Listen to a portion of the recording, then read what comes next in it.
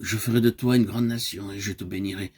Je rendrai ton nom grand et tu seras une source de bénédiction. Je bénirai ceux qui te béniront et je maudirai ceux qui te maudiront. Et toutes les familles de la terre seront bénies en toi. Genèse 12, 2, 3. Je ferai de toi une grande nation. Lorsque vous êtes sauvés, plusieurs peuvent être sauvés par votre moyen. Et par eux aussi bien d'autres peuvent être sauvés. Nous faisons tous partie de sa famille et à travers nos prières, notre témoignage, notre amour, notre service et d'autres moyens, d'autres peuvent être sauvés. Je te bénirai. Nous recevons de Dieu toutes sortes de bénédictions éternelles et particulières, jour après jour. À cause de la vie nouvelle et de son amour, nous avons une paix, une joie, un amour et une amitié éternelle. Je rendrai ton nom grand.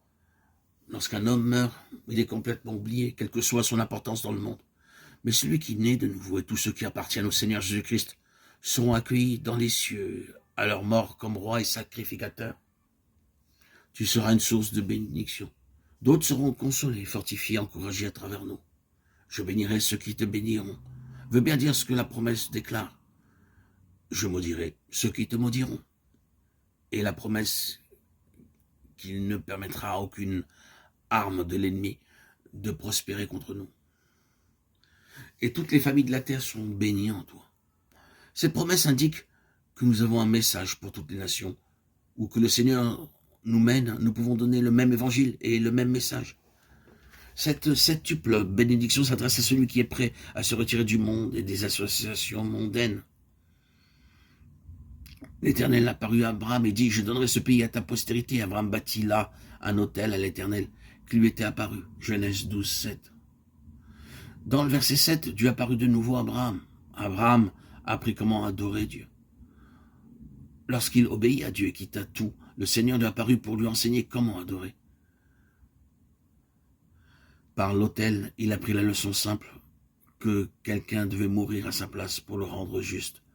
L'autel montre la mort et le sacrifice de notre Seigneur Jésus-Christ lorsqu'il vint dans le monde pour mourir à notre place, pour notre péché afin de nous rendre justes.